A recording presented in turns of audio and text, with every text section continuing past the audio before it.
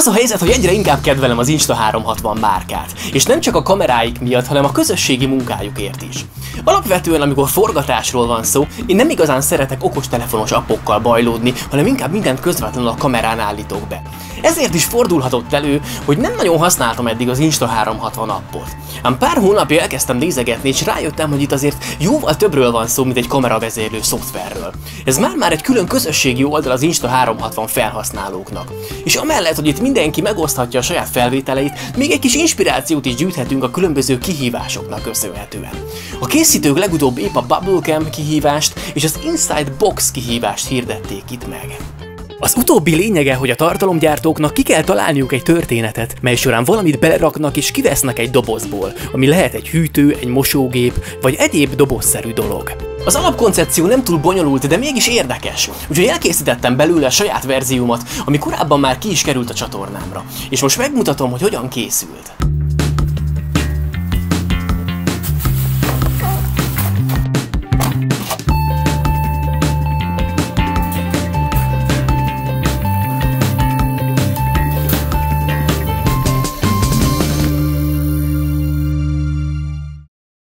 Nem igazán szeretek más videókat másolni, úgyhogy ezúttal is valami egyedi megoldáson gondolkodtam, míg végül egy kismadárról szóló történetet hoztam össze.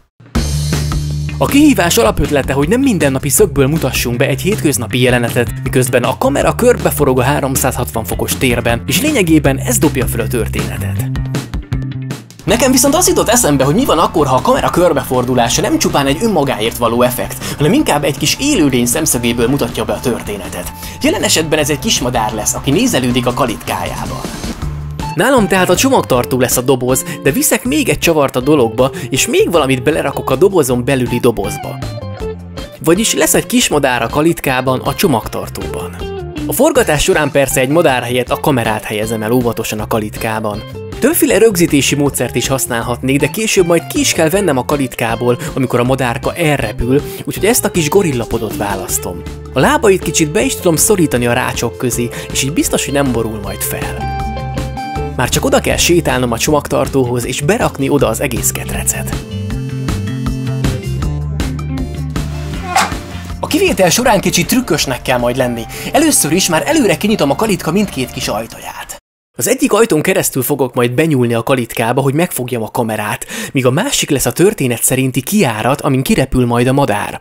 Úgyhogy úgy kell majd megterveznem az egész jelenetet, hogy a legvégső pillanatig egyik ajtó se látszódjon a kisfilmben. Megnyomom a felvétel gombot, bezárom a csomagtartót, majd kinyitom, fogom a kalitkát, fogom a kamerát, és meg is vagyok. A többi már csak utómunka. Szerkesztéshez az eredeti INSV kiterjesztési fájlokat nyitom meg Premiere-ben. Így a teljes munka során nem kell majd kétszer-háromszor kirenderelnem a nyersanyagokat, hanem végig a tömörítetlen videókkal dolgozhatok. Aztán ezeket a végső render során illeti majd össze és stabilizálja teljesen a program. Miután megvannak a legjobb snittek, össze is rendezem őket az idővonalon, majd az effektek panelen beírom a VR szócskát, és kiválasztom a GoPro Reframe plugint. Ezzel hagyományos videóformátumra alakíthatom át a 360 fokos nyersanyagot, kiválasztva a különböző kameraszögeket. Külön rétegen fogok dolgozni, és ezzel állítom be a plugin paramétereit. Azt szeretném, hogy a videó azzal kezdődjön, ahogy a kalitkával a kezemben sétálok, majd később a kismadár forduljon meg a kalitkában, és nézzen körül kicsit.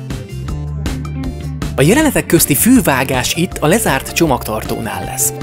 Az új jelenetet itt kell ráillesztenem az előző végére, hogy tökéletes legyen az átmenet.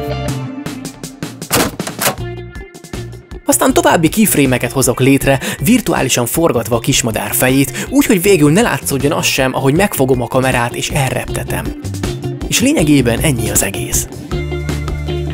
Remélem, hogy tetszett ez a kis rövid oktató videó, és az az alapötlet, amivel némi csavart vittem ebbe a kihívásba. Hogyha igen, nyomj egy lájkot, és további 360 fokos tartalmakért iratkozz fel a csatornámra. Találkozunk legközelebb!